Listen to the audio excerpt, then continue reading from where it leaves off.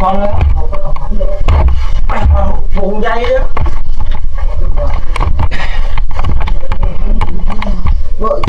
เดี๋ยวประมาณดู30 เมตรดิมันลูกมีไปหรอประมาณ30 เมตรเนี่ยครับถุงใหญ่เสี่ยงมากเลย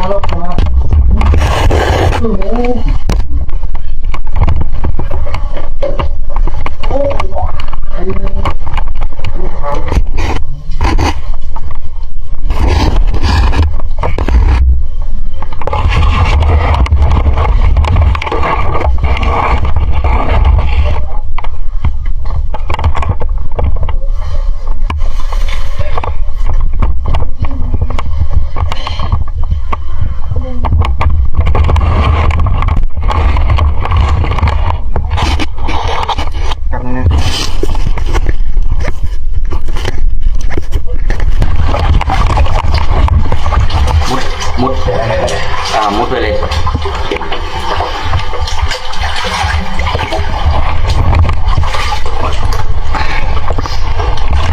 มา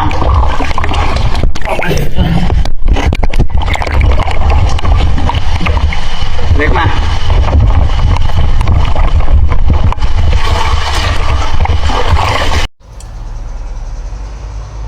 สบายดีพี่น้องสวัสดีค่ะพี่น้องจ้ามื้อนี้มาพบกับช่องสาวหลานชาแนลอีกแล้วเด้อ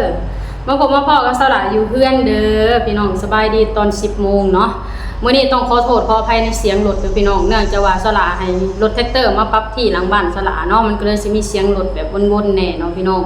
มื้อนี้ก็คือเก่าพี่น้องจ้าตามข่าวเนาะเกี่ยวกับการติดถ้ำของ7คนลาวอยู่ที่เมืองหลองแจ้งแขวงไชยสมบูรณ์ของประเทศลาวเนาะพี่น้องบอกเลยว่าหน้าที่บอกเลยว่าหน้าที่ชีวิตอะไรเนาะพี่น้องเนาะ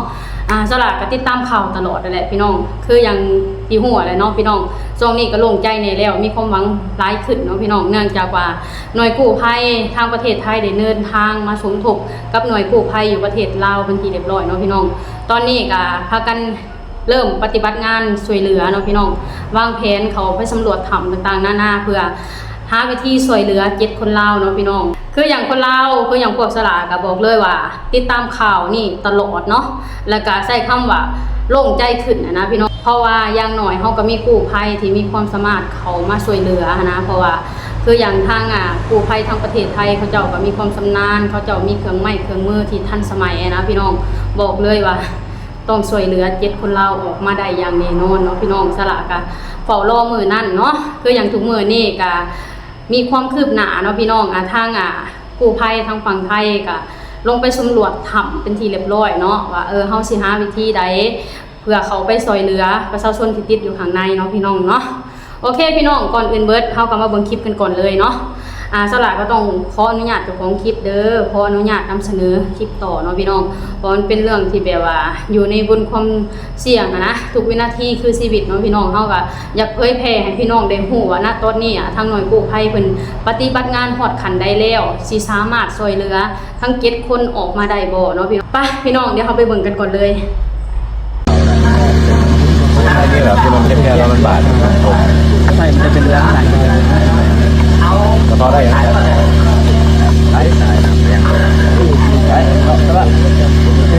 อันนี้ไอ้ท่อสูบน้ำเขาบอกครับ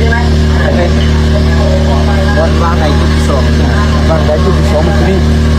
ทำน้ำอันนี้คือตัวนี้เอาไฟดูดหรือว่าไฟไม่ถึงเสาไฟหรอกสายไฟลายสุดสายขาวสายไฟเป็นห่วงเราเป็นเหยียบสายไฟถึงอย่างนี้นะเป็นห่วงครับเวลาเหยียบไปก่อนแล้วเอาไปเอาเลยไปเอาถุงใหญ่เลย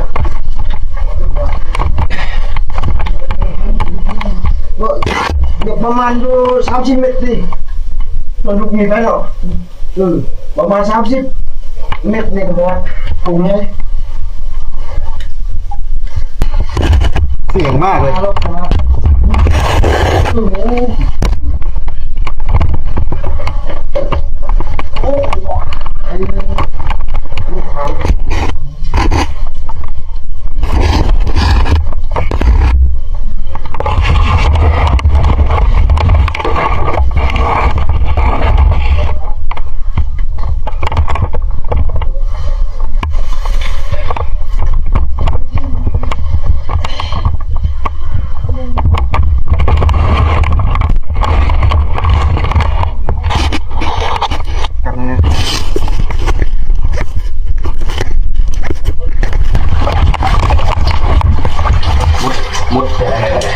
มุดไปเลย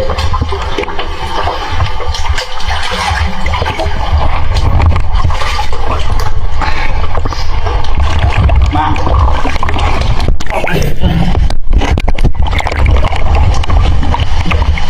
เล็กมา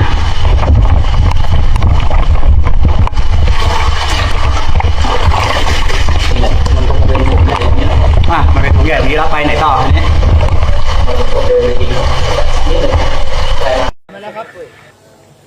อยู่ระยองดีๆมันดีอยู่แล้ว แต่ว่าไปอีกไม่ไกลนะ ขออีกคำขอ3 คำสำหรับงานนี้ เราดีได้โบมาทางแมงบนใช่ไหมพี่ไม่ได้แต่เนี่ยเรียบร้อยไปแล้ว เอาโทรศัพท์ไปด้วย 17 Pro Max ทางไม่เป็นไรอันนี้มันได้กี่เมตรสรุปเข้าไปกี่เมตรเลยพี่ ตัวนี้มันเป็นช่วงขาด นี่มันเป็นพุ่งเราดีได้โบมาทางแมงบนใช่ไหมพี่ไม่ได้แต่เนี่ยเรียบร้อยไปแล้ว เอาโทรศัพท์ไปด้วย 17 Pro Max ทาง นี่แหละพี่น้องภารกิจการสวยเหลือจิตคนเราที่ติดถ้ำกะกำลังดำเนินการเนาะพี่น้องบอกเลยว่าทางทีมกู้ภัยไทยมาฮอดแล้วก็พากันลงไปสำรวจถ้ำเนาะพี่น้องคืออย่างพี่ป้อนเพิ่นก็ลงไปด้วยตัวเองเนาะพี่น้องบอกเลยว่าเห็นทางลงถ้ำเห็นปากถ้ำเนี่ยเป็นอันที่แบบว่าโอ้ยลงไปยากเย็นซะเหลือเกินเนาะแต่ทางหน่วยกู้ภัยกับบ่ย่อท้อเนาะพากันหมุนพากันหมุดเข้าไปถึงที่เป็นหู้น้อยๆก็หมุดเข้าไปนะพี่น้องเพื่ออยากช่วยเหลือ7ชีวิตที่อยู่ด้านในเนาะพี่น้องสละเห็นความสามัคคีระหว่างหน่วยกู้ภัยลาวกับหน่วยกู้ภัยไทยแล้วบอกเลยว่าอบอุ่นหัวใจเนาะพี่น้องสละเสื้อแล้วก็มั่นใจว่าทั้ง7ชีวิตสิได้รับการช่วยเหลืออีกบ่โดนเนาะพี่น้องเนาะสละก็ต้องขอบคุณประเทศไทยหลายๆเด้อหน่วยกู้ภัยไทยหลายๆที่มาช่วยเหลือคนลาวในครั้งนี้เนาะเห็นแล้วก็อบอุ่นหัวใจเนาะพี่น้องบอกเลยว่าโล่งอกเนาะถ้าหากว่าคนไทยมาแล้วทุกสิ่งทุกอย่างต้องราบรื่นเนาะพี่น้องทั้งหน่วยกู้ภัยไทยและก็หน่วยกู้ภัยลาวพากันร่วมมือกันแบบแข่งกับเวลาเพราะว่ามันเป็นนาทีชีวิตเนาะพี่น้องถ้าหากว่าเฮาปล่อยให้เวลาแบบยืดเยื้อไปกว่านี้เฮาบ่ฮู้เลยว่าคนที่อยู่ข้างในสิเป็นจังไดเฮาต้องวางแผนให้กระชั้นชิดแล้วก็พร้อมลุยเนาะเพื่อ7ชีวิตที่อยู่ข้างในเนาะพี่น้องบอกเลยว่าสละดีใจเด้สละก็มีความหวังเนาะขอให้ทุกคนข้างในปลอดภัยร่วมทั้งหน่วยกู้ภัยทุกคนเนาะขอให้ทุกคนอยู่รอดปลอดภัยแล้วก็นำ7ชีวิตที่อยู่ข้างในกลับมาหาครอบครัวอีกครั้งหนึ่งเนาะพี่น้องสละว่าแล้วระวังน้ำลูกเนาะพี่น้องทราบซึ้งในความมีน้ำใจของคนไทยเนาะทราบซึ้งกับคำว่าลาวกับไทยคือบ้านพี่เมืองน้องทราบซึ้งกับคำเว้าของคนไทยเนาะคนไทยไม่ปล่อยให้คนลาวเดียวดายแน่นอนตราบใดที่คนลาวขอความช่วยเหลือไปที่ประเทศไทยประเทศไทยพร้อมช่วยเหลือแบบเต็มกำลังฟังแล้วอบอุ่นหัวใจแห้งเนาะพี่น้องบอกเลยว่าวินาทีที่ได้ยินคำว่าทางการลาวส่งเอกสารขอความช่วยเหลือจากประเทศไทยสละมีความรู้สึกว่า7ชีวิตปลอดภัยแน่นอนเนาะเล็งเห็นความสำคัญระหว่างประเทศเนาะพี่น้องเนาะสละเห็นแล้วสละก็ปราบปลื้มภูมิใจ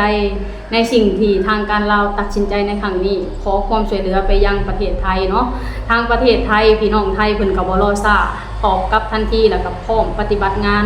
ขนอุปกรณ์ขนทีมงานที่มีคุณภาพที่มีความสามารถข้ามมา